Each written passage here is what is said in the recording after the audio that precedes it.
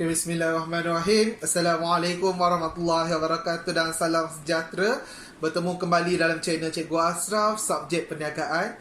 Hari ini kita akan belajar bab 3, visi objektif, dalam topik 3.2, perbandingan visi, misi dan objektif beberapa perniagaan yang berbeza. Pada muka surat, cikgu cover muka surat 124, 125 dan 126 anak-anak. Okey. So, pada perniagaan berbeza di mana kamu akan belajar 3 poin. Ini ringkas sahaja, iaitu OBU yang kita dah belajar waktu bab 1 hari tu kan. OBU, organisasi bermotifkan untung. OBBU, organisasi bukan bermotifkan untung. Dan yang ketiga, sukarelawan.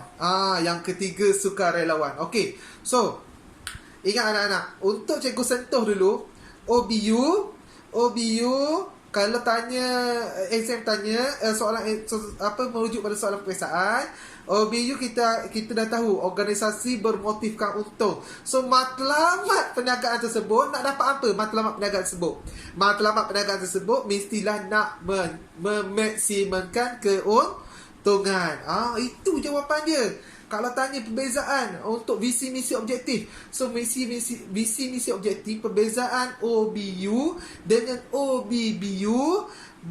OBU memaksimalkan keuntungan, iaitu perniagaan yang mempunyai objektif untuk memaksimalkan keuntungan supaya dapat memuaskan kehendak dan keperluan dan kehendak pelanggan. Okey.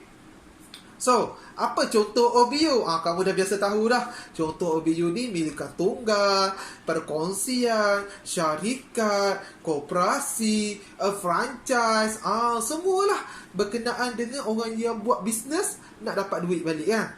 Itu OBU. Contoh dia apa? Kedai runcit, kedai runcit Acong, kedai mamak, contoh dia. Apa lagi? Speedmart, Maiden. Itu adalah OBU yang membuat tujuan dia nak memaksimalkan keuntungan. Cikgu pergi kepada poin yang kedua. Okey, dalam poin kedua, iaitu organisasi bukan bermotifkan untung, OBBU. Yang ni matlamat dia ialah berorientasi memberi kebajikan kepada masyarakat, kepada komuniti. So, perniagaan yang mempunyai objektif berorientasi objektif. Tadi objektif dia memaksimalkan keuntungan, betul tak? So, objektif OBBU bermotifkan orientasi kebajikan ahli atau masyarakat. Memberi kebajikan kepada masyarakat. Senang cerita, keyword dia maksimalkan keuntungan, bagi kebajikan masyarakat. Itu masuk OBU. So, apa tujuan OBU ni? OBU ni nak bagi keperluan, nak bantu rakyat, nak bantu golongan-golongan yang susah. Nak contoh dia apa? Rumah anak yatim, rumah orang-orang tua. Apa lagi? Mercy. Mercy. Apa lagi contoh lain? Contoh lain yang memberi bantuan dekat Iraq, bantuan-bantuan kepada golongan kanser dan sebagainya. So, itu tujuan dia. So, next terusnya, yang ketiga cikgu akan sentuh, iaitu pertubuhan sukarela. Pertubuhan sukarela ni objektif dia sama juga. Objektif dia adalah untuk memberi bantuan, memberi kebajikan kepada masyarakat. Okey. Apa tumpuan sukarela ni? Apa tumpuan dia? Yang pertama, bercorakkan kebajikan.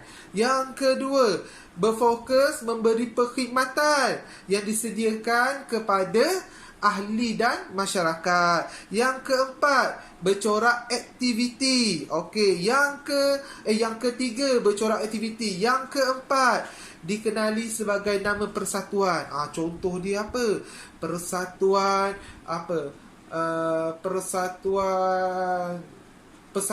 contohnya persatuan bulan sabit merah, bagi bantuan kepada kalau berlaku kecemasan ke apa ke. Kalau buat program, kita nak bulan sabit merah ada kan. Kalau ada berlaku kemalangan atau kecederaan, ada bulan sabit merah tu beri bantuan. Contoh lain pula yayasan, yayasan Amir, yayasan apa lagi ada, yayasan yang dekat Melaka tu, apa nama yayasan dekat Melaka tu, cikgu lupa. Macam-macam lah yayasan. Bila sebut yayasan ni, ia memberi bantuan. Yayasan Johor contohnya kan, bagi bantuan kepada golongan-golongan yang nak memerlukan. Itu contoh yayasan. Bila sebut yayasan, dia buat bisnes, tapi duit bisnes tu dia gunakan, duit daripada keuntungan bisnes tu digunakan untuk membantu orang lain. Itu tujuan dia. So kita lihat, dah habis, dah masuk 3 perkara yang sebut tadi. OBU, OBBU dengan sukarelawan. Cikgu nak buat perbandingan untuk kamu faham OBU tu apa, OBBU tu apa. Perbandingan pertama, OBU, organisasi bermotifkan untung. Organisasi bermotifkan untung, OBU dia, aktiviti dia apa? Mengeluarkan barang atau perkhidmatan. Tujuan dia apa? Mendapatkan keuntungan. Dekat mana dapat sumber modal dia? Sumber modal dia dapat daripada pemilik, daripada pinjaman bank, daripada keuntungan perniagaan. Itu masuk OBU. Nak maksimalkan keuntungan. So, apa maksud OBBU? Organisasi bukan bermotifkan untung. Apa aktiviti dia? Kalau OBU, aktiviti dia menghasilkan barang atau perkhidmatan. OBBU, aktiviti dia apa? Memberi. Dia lagi bagus. Memberi kebajikan kepada anggota masyarakat. Memberi kebajikan kepada anggota masyarakat. So tujuan dia apa? Tujuan dia memberi kepuasan dan menjaga kebajikan masyarakat. Supaya golongan-golongan yang golongan-golongan susah ni, golongan-golongan yang anak yatim, orang tua, pesakit kanser, ia dapat satu kepuasan. Ada orang yang take care dia, ada orang yang jaga dia, ada orang yang memberi bantuan kat dia bila dia tak ada sumber kewangan nak diberi. Okey, so sumber kewangan daripada OBBU ni dapat mana? OBBU yang beri bantuan dekat orang ni, dekat mana dia dapat duit ni? So dia dapat duit daripada kemungkinan kerajaan memberi bantuan dekat dia. So dia salur dekat orang lain juga. Ataupun dia dapat sumbangan. Orang nak bagi sumbang, nak sedekah ke, nak sumbang, nak bagi hadiah ke. Itu contoh dia bagi sumbangan. Contoh kita, kadang-kadang kita bagi sumbangan. Kalau kita duduk di miskin, kita bagi sumbangan kepada rumah anak yatim. Betul tak?